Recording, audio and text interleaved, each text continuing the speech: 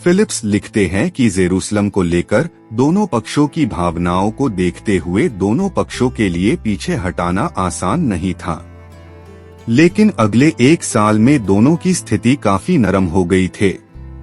कुछ दिनों तक दोनों तरफ से संदेश आते रहे, जिसके बाद सुल्तान के भाई सैफुद्दीन ने अपने खास सरदारों की एक बैठक बुलाई और अनेक सामने रिचर्ड के सुलह के लिए एक बुनियादी प्रस्ताव रखा, जिसके अनुसार सैफुद्दीन रिचर्ड की बहन से शादी करेगा, जो हाल ही में विधवा हुई थे, और सलाहुद्दीन उसे ताती क्षेत्रों के राजा के रूप में पहचानता था। यरूशलेम अनकी राजधानी होगी और गांवों का प्रशासन ईसाई सैनी समूहों द्वारा किया जाएगा और महल नवविवाहितों के स्वामित्व में होंगे। सभी कैदियों को रिहा कर दिया जाएगा और होली क्रॉस ईसाइयों को सौंप दिया जाएगा और राजा रिचर्ड यूरोप लौट आएंगे। जब सलादीन ने पहली बार प्रस्ताव सुना तो यूज विश्वास नहीं हुआ कि यह सच है, लेकिन उसने संकेत दिया कि वह सैद्धांतिक रूप से इस पार सहमत हो सकता है। हालांकि बाद में एनी अपराधियों की आपत्तियों के बाद रिचर्ड की बहन की शादी को पॉप के सामने लाया गया।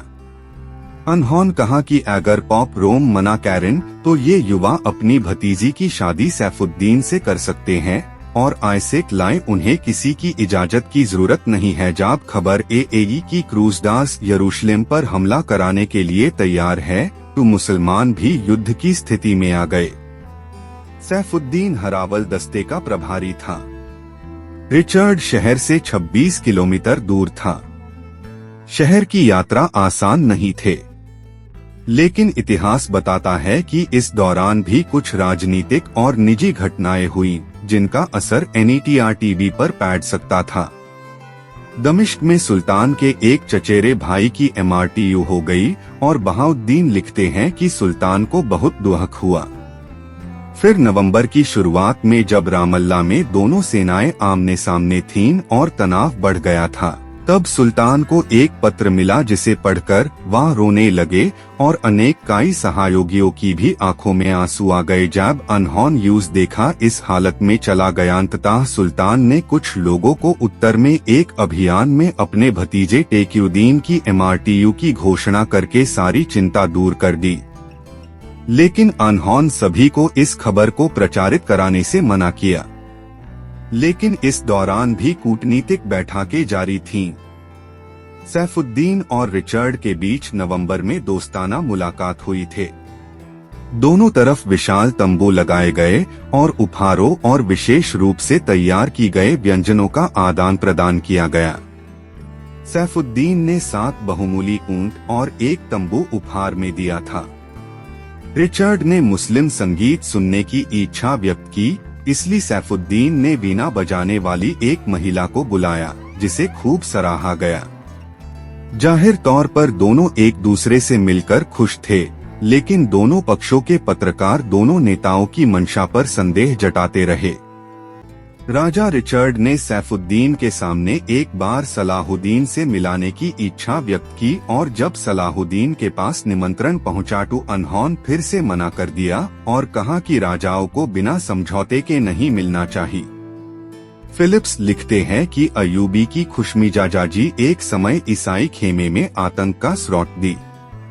उसी रात रिचर्ड के नए प्रस्तावों के आगमन ने राजनयिक गदाब्दी में और भ्रम पैदा कर दिया। इतिहासकारों के अनुसार रिचर्ड ने लिखा है कि यदि सैफुद्दीन ने ताती क्षेत्रों पर कब्जा कर लिया तो अनेक और रिचर्ड के बीच किसी भी विवाद की स्थिति में सुल्तान सलाहुद्दीन अंपायर की भूमिका निभा सकते हैं। यह महत्वपूर्ण है कि यरूशलेम में हमारा भी कुछ नियंत्रण हो। मेरा उद्देश्य यह है कि आप क्षेत्र को इस प्रकार विभाजित कर दें कि मुसलमानों द्वारा सैफुद्दीन पर और मेरे ऊपर फरंगियों द्वारा आलोचना की कोई गुंजाइश न रहे। यह नवंबर के माधी में था और यह संभावना नहीं थे कि रिचर्ड सर्दियों में यरूशलेम को घेर लेगा, लेकिन यह भी निश्चित था कि वह 1192 तक वहां रहेगा। सुल्तान ने अपने सरदारों को परामर्श के लिए बुलाया और अनेक सामने सारी संभावनाएं रखीं। फिलिप्स का कहना है कि क्रॉनिकल में दर्ज राइसों की प्रतिक्रियाओं से पता चलता है कि अधिकांश दर्शकों की राय में राजा रिचर्ड पर भरोसा किया जा सकता है, लेकिन फ्रेंक्स पर नहीं जो पीछे रह गए थे।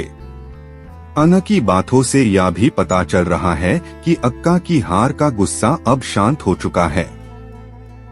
हमेशा की तरह ये बैठकें और संदेश झड़पों और सैन्य अभियानों के साथ होते थे, और एक अवसर पर रिचर्ड मुस्लिम मोर्चों के आइटेन करीब आ गए कि उन्हें सुरक्षित वापस लाने के लिए सैनिकों में से एक को उनका रूप धारण कराना पड़ा। इतिहासकार लिखते हैं कि यह रिचर्ड के लिए निर्णय का क्षण था।